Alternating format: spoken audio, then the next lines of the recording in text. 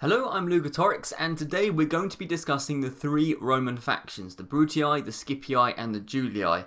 And we're basically going to be comparing the factions, looking at their individual strengths and weaknesses. I think a couple of videos on YouTube have tried to compare the factions before, but none of them have really gotten into sort of like great detail about the individual differences, and that's what I'm going to attempt to do today. So let's get straight into it. We're going to be talking about the Julii first. Let's go. So the Julii start off here in the sort of north of Italy. Of course, they're the red Roman faction, which I think out of the three colours makes the most sense for the Romans, but that really isn't a particularly important strength, really. But anyway, the important thing about the Julii is their starting position and where they border. They border mostly barbarian factions. Now, you don't have to go in the north direction as the Julii. You have freedom to do whatever you want. You could theoretically go down to Africa, but nobody really does because, first of all, the game kind of pushes you and encourages you to go north, mostly because of the Senate mission saying go take Segesta or whatever at the beginning of the game, and therefore really you're kind of going to be going north as the Julii facing the barbarian factions. You don't have to, but I'm going to be assuming you are going to be doing that. Now, the advantage of that facing barbarian factions is the armies are pretty weak. The army of Gaul, particularly in the early stage, really isn't that amazing. You know, the Hastati is much better infantry than anything the Gauls have in the early game. You know, they don't get the swordsmen until a bit later on. If you're fighting the Gauls in the late game, I don't know what you've been doing the whole time. You've probably messed up a little bit. So you definitely have the advantage over them. You have the advantage over the Dacians if you decide to go in that direction. They're a very, very weak army, one of the weakest in the whole game. And then really the only other factions you're going to be facing, maybe Britannia, maybe Germania, maybe Spain. Not terrible factions in terms of their unit roster, but I think as the Romans you should be able to outmatch them pretty easily. Also, these factions are pretty economically weak. They haven't got a great starting position, particularly in comparison to you as the Julii, and really you should be able to pretty much steamroll these factions pretty effectively. Out of the three factions when they are controlled by the AI, the Julii tend to do pretty well because the Romans are just vastly superior in pretty much every way to these barbarian factions. So a nice starting position in the sense that you can get a nice big amount of territory early on, which is good. The only downside to it, is we're going to talk about this now, is the economic prosperity of this region. The problem with advancing north into the barbarian settlements are, yeah, you can get a lot of settlements, yeah, you can get a large area of land, but they're not necessarily going to generate a lot of money. The barbarian settlements can only go up to level 3 when controlled by the AI, or the barbarian factions themselves rather, so you're not going to have a lot of technological advancement that you're going to be inheriting when you take a village or a town or whatever. And also, because of the regions they're in, there's no sea trade or anything like that. Really, there's not a lot of potential for growing the cities fast. You're not going to have the money to grow the cities fast necessarily, or the villages really. So if you're taking towns, you know, sort of like Uvavum or random places like that up in the sort of barbarian regions, really, they're not going to be generating a lot of cash. In fact, you could be losing cash theoretically from taking them. So just something to consider there. Not the most profitable region of the map that you're going to be inheriting if you advance in that direction. But a good thing is, in terms of growth in particular, is Patavium. That is an exception to the rule. Patavium is a settlement very near to the Julii starting position. Realistically, you're going to be taking it pretty early on. And the thing that is particularly notable about Patavium is its extremely fast growth. If you combine that with the temples, which we're going to talk about in a second, and also stuff like land clearance and farming and all of that, you can really grow Patavium super, super quick. Almost so quick that it almost gets a little bit out of control maybe, and you might need to control it. It means you can get a big, big city, lots of taxpayers, life is good. So Patavium is a cool settlement for the Julii to have. The other two factions don't really have a settlement that is equivalent in terms of the fast growth. Now, a cool thing about the starting settlements that you're going to be taking, for example Segesta, Segestica, maybe Massilia, is that they are rebel territories. There's quite a lot of rebel territory near the Julii, and that's good because they're very easy settlements to take. Kind of linking back to my earlier point where I said that you're going to be fighting barbarian factions mostly, but also you're going to be fighting rebels, and it just means very easily you can get up to 4, 5, 6, 7 settlements within a couple of turns because the rebels won't pose any threat at all.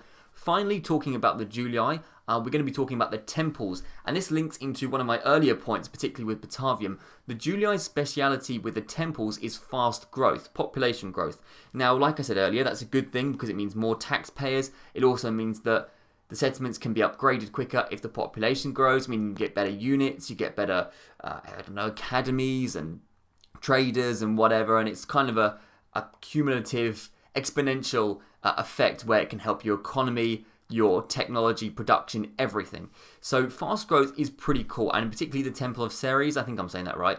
Ceres has good population growth. You get up to a pantheon and it's extreme. So that is the Julii speciality. And I guess the reason behind that is because the settlements you're inheriting are likely going to be low tech, low growth settlements, with the exception of Batavium, of course. So to sort of counteract that, the Julii do have these temples and the potential to tech up quickly through fast population growth. So it does kind of balance out in that respect. That's pretty cool.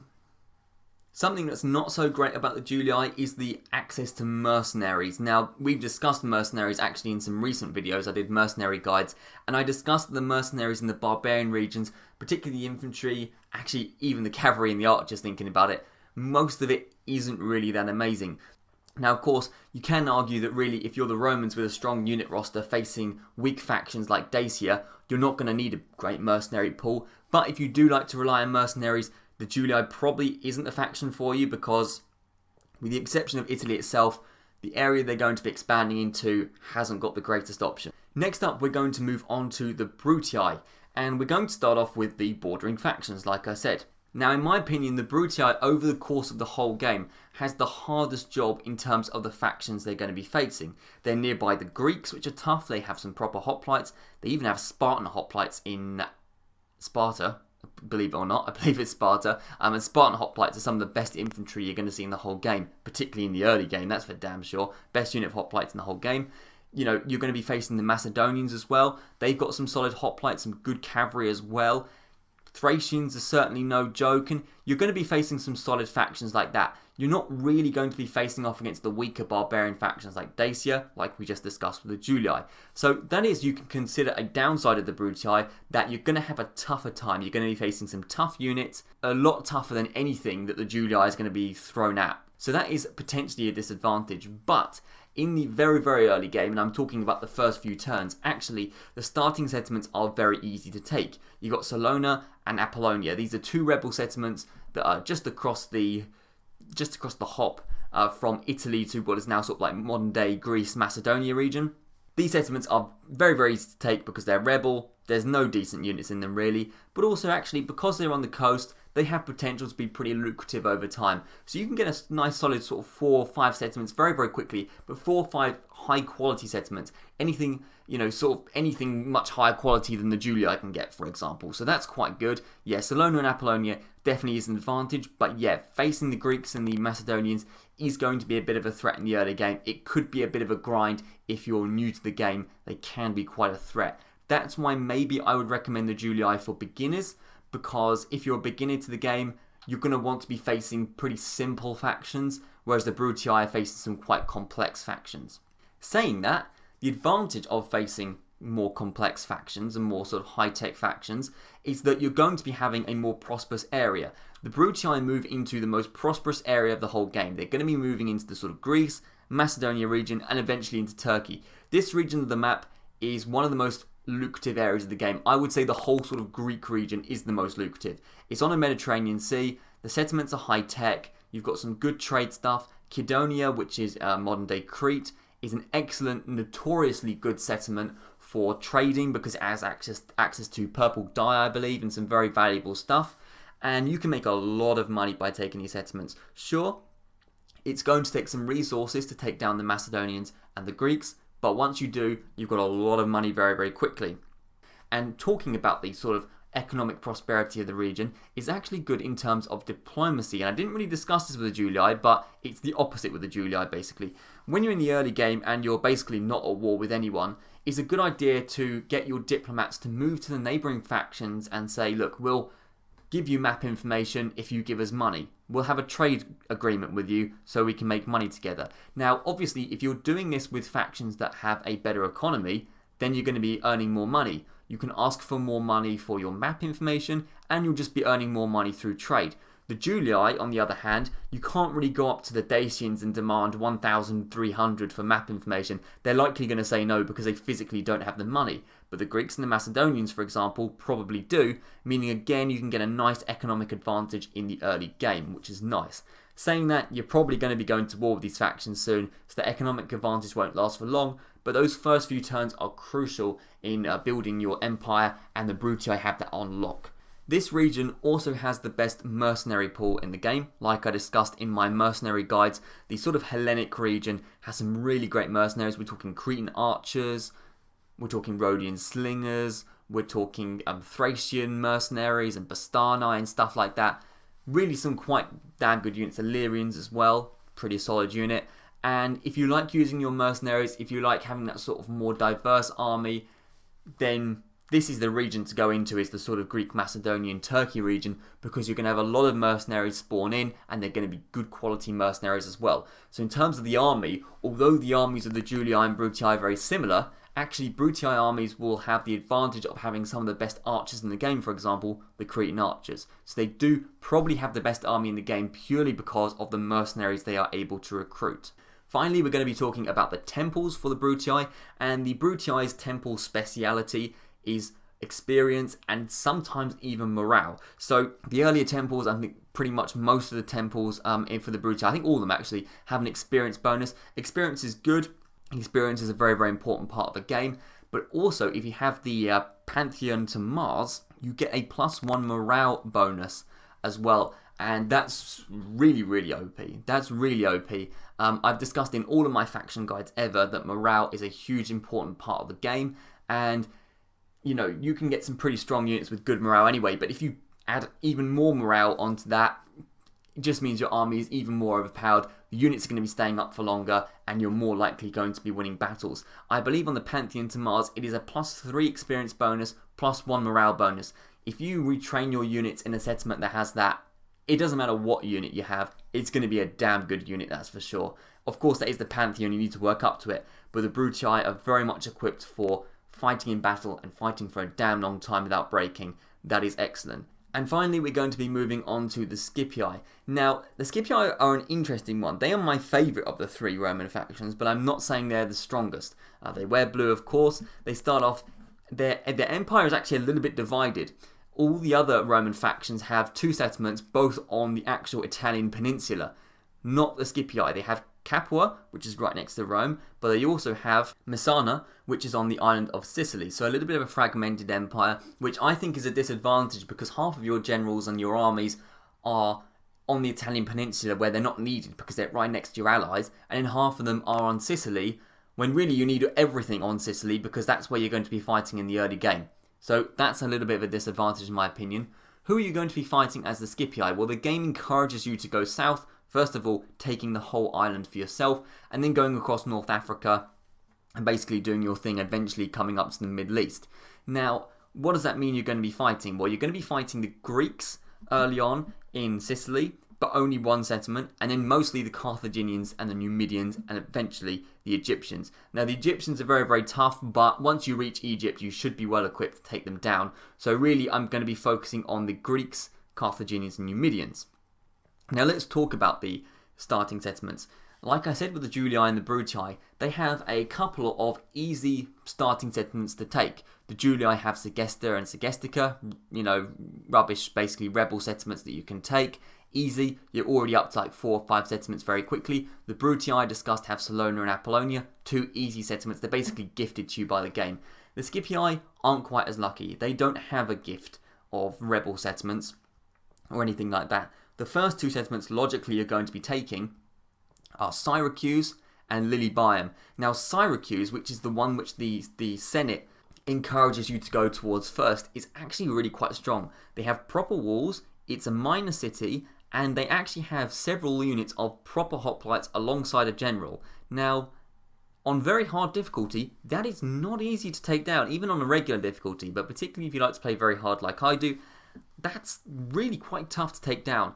The game does not ease you into it at all. It is straight into you're fighting proper factions from literally turn 1. Sure, the Brutii have some tough factions, but not in the first couple of turns because they're going to ease you in with the rebel settlements and then they're going to pound you with Greece and Macedon. Scipii, no such easing in. It is fighting proper factions and get on with it and hope you don't die, basically. So, yeah, a little bit tough. That's why, again, I would recommend the Julii for beginners because the Scipii have quite a tough time of it in the early game. Saying that, similar to the Brutii, what I was discussing is, if you can get past these starting settlements, then actually you're in a very strong position. For example, if you take the island of Sicily, you take the 3 settlements that are on there, that is basically, first of all, quite a profitable region because it's an island in the middle of the Mediterranean, but it's a very defensible region because really you're not going to be attacked that much. I mean, very rarely. The other factions haven't got a great navy in the early game. As the Scipii, and we're going to be discussing this later, you do have a very strong navy, or the potential for a very strong navy anyway. And basically, once you take those 3 settlements, you just don't need to worry about them too much militarily. Just get them doing their own thing, producing crops, paying taxes, trading and what have you, and they can just be there earning money for life. Not even the Roman factions at the end of the game will likely attack Sicily. So basically that's quite a cool thing. So not easy to take down, but once you do, then yeah, that's good stuff. Be careful, there is an eruption at Etna in the early game, which can be a bit annoying, so you can lose a few soldiers and potentially a general from that as well. So yeah, the Scipii don't have it super easy in the early game, that's for sure. Saying that, once you get to the Carthaginians really aren't that strong. If you've already taken Lilybaeum off of them, they're going to be a bit weaker. The Julii pretty much always go for Caralis early on, which is Sardinia, known as Sardinia nowadays. So they pretty much get 2 settlements taken off them very, very early on, which weakens them a bit. They might have access to elephants, they might have a couple of decent units, but nothing too terrible. It shouldn't be too difficult to take out Carthage and Thapsus, and then they're pretty much all but gone. And then as for the rest of North Africa, it's Numidia, and Numidia are very, very easy to take out. They've got a couple of units of annoying javelin cavalry, but no decent infantry in the early game. Numidia are notoriously bad, particularly in terms of their economy. Now, the disadvantage of fighting across North Africa is that although it is on the Mediterranean coast, and some settlements like Carthage and Thapsus are very economically prosperous, the problem is that the settlements are quite spaced out. For example, if you are going to go for the Numidians, going to Cirta, Dimidi, Nept, I don't know if I'm saying these right by the way, and Tingi, I think I said all 4 of them wrong, but anyway, it takes quite a while because they're spaced out and it's across deserts. I was playing a Scipii the other day, I was doing a test, and I was trying to walk from Dimidi to Nept at the bottom of the map, and it took ages. It literally, the 2 settlements aren't that far away from each other. It genuinely took like 6 turns because it's in the middle of the desert and the troops don't walk that fast in the desert. So that's something to consider. It actually can take quite a while and it can be quite a slog, not because there's lots of settlements and lots of armies to face, but because it simply takes time to move. So make sure you've got your navy on point, which we're going to be talking about in a second. Let's finish off with the temples. Now, the Scipii temples, first of all, they have a kind of military focus in terms of they have light weapons, heavy weapons, and armor bonuses, which is cool. And that's, particularly with the Temple of Vulcan, you can get experience with that as well. So fairly similar to the Brutii. Unfortunately, not that morale bonus, not quite as much experience as the Brutii, but armor and weapons is certainly an important aspect of the game as well. So the Scipii certainly don't lag behind in terms of temples. And the Julii really, the temples aren't going to do that much for the military. Meaning the Brutii and the Scipii do have the military advantage. Definitely. That is for sure. But one of the really cool things about the Scipii is the naval advantage. There's no doubt that the Scipii have the strongest navy of the 3. And that is basically pretty much all down to the Temple of Neptune. They have the Corvus Quinquereme, which you can recruit from the Temple of Neptune, and also the Deseri. I shouldn't say that. I'm going to put it on screen. I'm not a historian. I don't know how to say these things. But these 2 boats are extremely strong. Stronger than anything that the other factions can get. They can get normal Quinqueremes, and that will do the job mostly. But yeah, the Corvus Quinquereme or something like that is just very OP. and it means that really you're going to be dominating the Navy. Once you actually tech up, you're going to be absolutely dominating. Even the annoying rebel pirate ships or the other factions, they're just going to be nothing, and it means you can just blockade ports at will, you can fight down any army at will, and you can also travel large distances very, very quickly. Linking to the previous point, that's why it's important to have these fast naval units, because you can get across from, let's say, Tingi in the corner of the map all the way to Carthage in just a few turns, thanks to these really, really cool boats. So that is pretty nice.